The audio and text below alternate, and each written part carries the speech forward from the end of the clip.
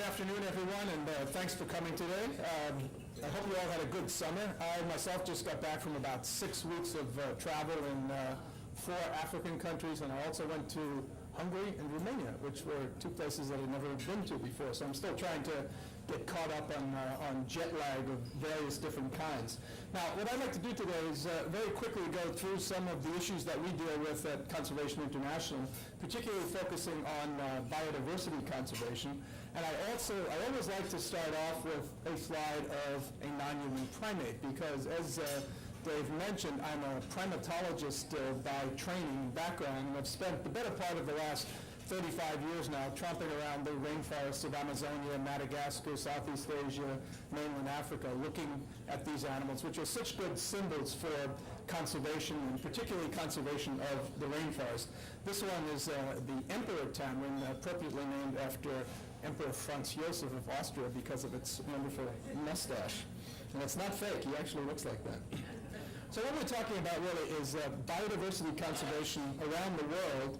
And what biodiversity conservation is simply that wealth of species, ecosystems, and ecological processes that make our living planet what it is. It's also the sum total of all life on Earth, and I like to think of it as a living legacy to future generations. Now, our organization has been working on this issue now for 20 years. We celebrated our 20th anniversary back in January. We're working in about 50 different countries, and we add a couple of 3 new countries just about every year. And I'm going to talk about, there's many things that I could cover today, but I'm going to cover 3 things in particular. One, the country of Madagascar, which several of you have visited already, because it's very symbolic of what's happening throughout the tropical world. Then I'm going to say a little bit about the problems that gorillas are facing right now. I know many of you saw what took place a few weeks ago, and as I speak, we again have an invasion of the wonderful Virunga volcanoes in the Congo, the Congo side of this mountain chain, and there's a battle going on right now between Congolese and Rwandan forces, and these poor animals are, as usual, the victims. I'm going to say a little bit about our work with indigenous people as well, and then my wife Christina is going to elaborate on this somewhat. Indigenous people are some of our greatest partners in the conservation business, and we work more and more with them around the world. And then I'm going to say something about an issue that concerns us all, and that is climate change. And one of the solutions that we see, and one that hasn't gotten quite as much attention as it should, but I think will start getting significant attention in the next few years, and that's the importance of conserving tropical forests in the overall climate scenario. So what about the threats to biodiversity? Well, you're familiar with most of these. I'm going to run through them very quickly. You have wonderful ecosystems like this, especially in the tropical world, and this is what's happening to them all over the place. They're being destroyed for slash and burn agriculture, for monoculture agriculture, for firewood and charcoal, for timber, and for mining activities of many different kinds. This is gold mining at the edge of the Pantanal region in Brazil, and this is diamond mining in the eastern part of the Democratic Republic of Congo. You also have this very insidious threat, sorry to throw this in at lunch, but bushmeat hunting. In many parts of the world, even if you still have intact forests, is very heavy hunting. And all but everything larger than a rat tends to get shot and brought to markets for food. This is not subsistence hunting. This is very often a luxury trade, especially in Central and West Africa. And it's impacting even our closest living relatives, the great apes. And as if the bushmeat were not bad enough, as I think some of you saw on television and Newsweek over the past few weeks, this is these poor animals are also caught in the crossfire of political conflicts in this part of Central Africa. This is tragic, and we're now trying to figure out, literally, most of my past couple of days has been sending emails back and forth to different actors in this whole business, including the UN mission there in the DRC, to see if there's something that we can't do to help prevent this. The problem we have is that loss of any species is irreversible, and we're facing now not just the loss of individual species, but of entire ecosystems we ultimately depend on for our own survival as well. We have the prospect of the largest extinction episode in the history of our planet. Many of us believe this is the most critical issue of our time. It's been referred to by Lee Scott, the CEO of Walmart, as Katrina in slow motion. And what we're seeing really is erosion of critical ecosystem services that we depend on, and we're also seeing a reduction of options for sustainability and really an exacerbation of poverty in many of these areas. Our mission is to conserve Earth's living heritage, our global biodiversity, and to demonstrate that human societies can live harmoniously with nature. We believe that all biodiversity is important. Every nation should do everything possible to conserve their living resources, but it's by no means evenly distributed over the surface of the planet. It's heavily concentrated, especially in the terrestrial sense, in a relatively small area, and a large portion of this has already been heavily impacted by human activities. So we've always felt the need to be strategic and to set priorities based on the best available science. We use two main methods for priority setting. One are the biodiversity hotspots, and the other is the high biodiversity wilderness areas. And I'll focus on hotspots for now.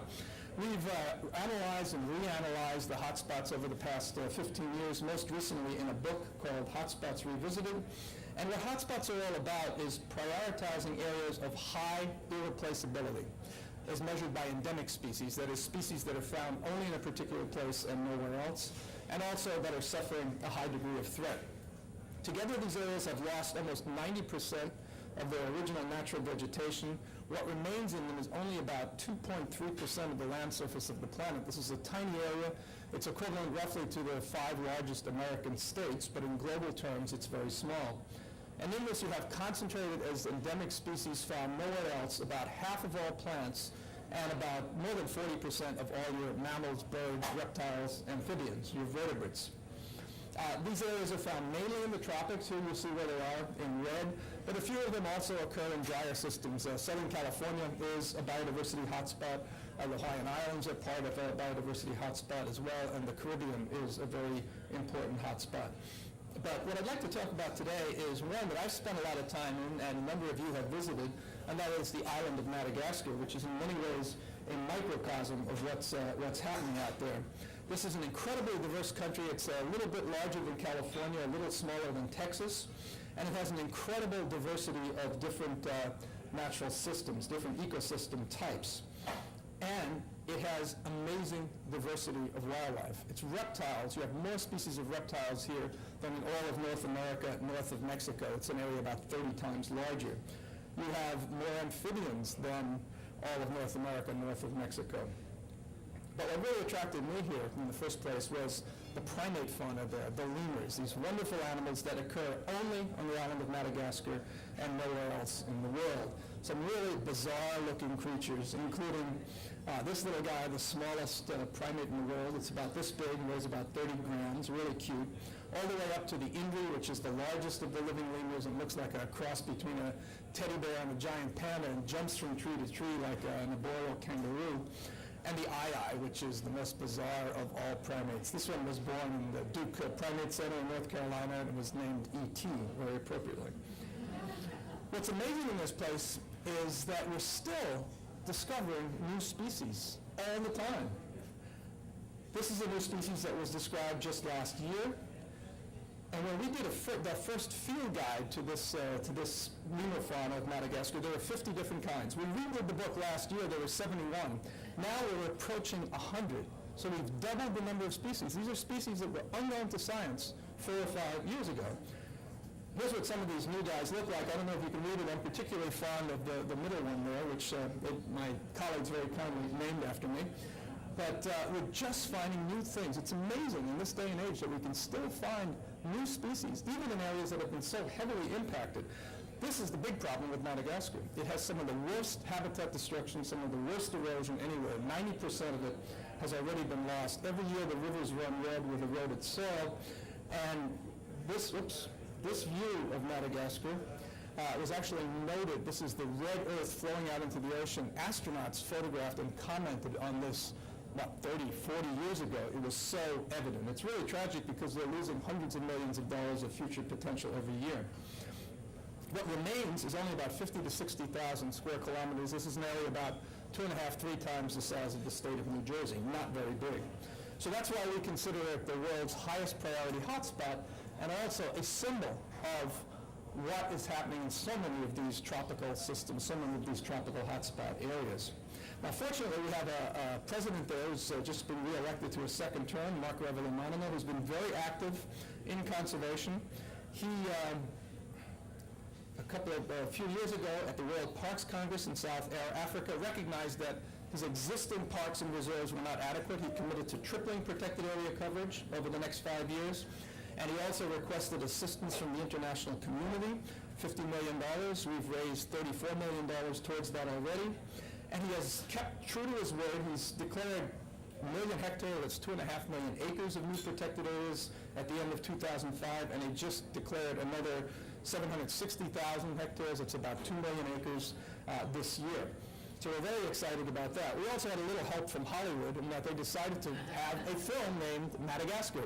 Unfortunately, most of the principal characters are not from Madagascar, but it was still millions of dollars worth of free advertising for this country. I took Jeffrey Katzenberg, the CEO of DreamWorks, there a couple of years ago, and he very kindly committed $500,000 to helping us develop ecotourism there, which is one of the big industry potentials for this country, and we've been really pushing forward with this now. We hope that tourism will become the _1 foreign exchange earner there within the next 5 years. And of course, we had great help in a congressional delegation that visited about 2.5 years ago now, John Tanner and Tom Udall, meeting with President Ravalomanana and giving him very positive feedback. And our Agency for International Development has been critically important in supporting efforts there as well. And we hope to take more of you there in the near future. I go there about 4 or 5 times a year, and I'd love to show you some of the wonders of this place. We also focus on what are called wilderness areas. These are also high biodiversity areas, but places that have been not so heavily impacted. They're still largely intact. Places like the Congo forests of Central Africa and Amazonia. And what's interesting here, aside from the huge ecosystems that vast expanses of forest that you can still protect, are the indigenous people. These are the last places where indigenous people are likely to be able to maintain some semblance of their traditional lifestyles. And these people are really very, very important partners for us. Christina's going to talk a little bit more about the Kayapo Indians, which is probably the most important project we have anywhere in the world with indigenous people. This is a group in the southern part of the Brazilian Amazon where you're seeing a lot of habitat destruction. We've been working with them for about 15 years now in that area circled in red.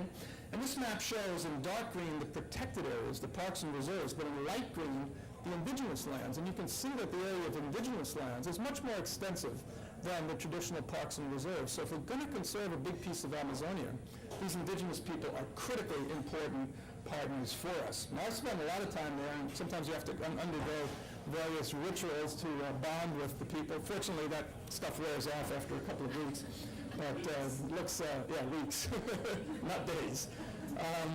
You don't get it in your face, otherwise they won't let you in through customs again. And some of these people are still living very traditionally. This is one of the traditional leaders, Raoni, amazing character. He still wears the traditional lip disc and is just a great leader. But this is what their villages look like, just 15 or 16 villages in an area the size of the state of Virginia, only about 6,000 people. And what we're helping to do is protect their land against invasion from the outside. This is the new chief, Megaron, an amazing man, a great, great leader. You think about Geronimo and Sitting Bull and all the amazing leaders that were indigenous leaders that existed in this country in the 1800s. Megaron is their equivalent at least, and perhaps even more of a visionary leader.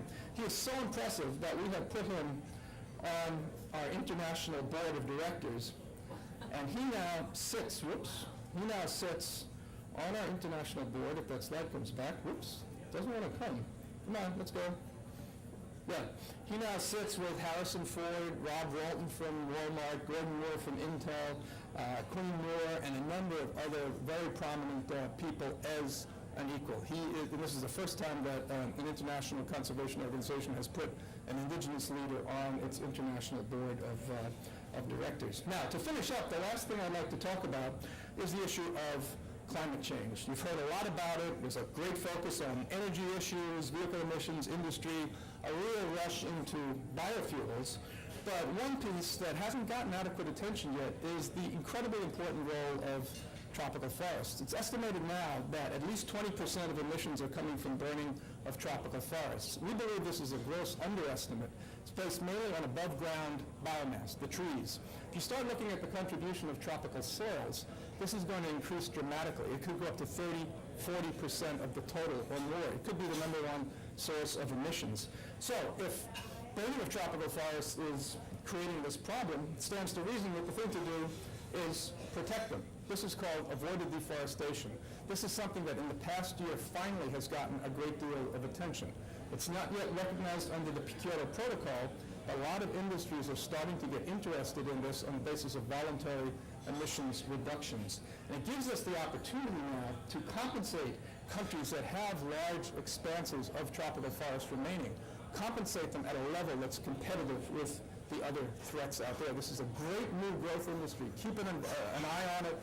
We're in the process. Christina and I are working on a book on this issue at this point in time, and we think it's going to become a very significant factor in the next few years. WCS has done a lot on this already, and we met with the President of Madagascar a few months ago to talk about this. I just met with President of Liberia, Ellen Johnson Sirleaf. She's excited about this issue now. And next week, I'm going down to Guyana, which is one of the most forest-rich countries in South America, to talk to this man in the middle, President Jacques Dale, who's also interested in these opportunities and is presenting some packages on them. So I think this is really going to take off in the next few years. So we now have an opportunity, I think, to do something of real lasting value, but unfortunately only a very brief window in which to act before a lot of these systems simply disappear under all the threats that are out there, continue to be out there facing them. So we look forward to continuing to work with all of you. The ICCF has been great. The International Conservation Caucus has been terrific in helping us in furthering these issues within the U.S. Congress, and the leadership that we're demonstrating in the U.S. is being very closely watched by the leadership of other countries, and I think it's a great asset, and we're really delighted to be able to continue working with you on these critical issues. So that's all I have to say today. Thank you for your attention, and Dave, do you want to take a couple of questions?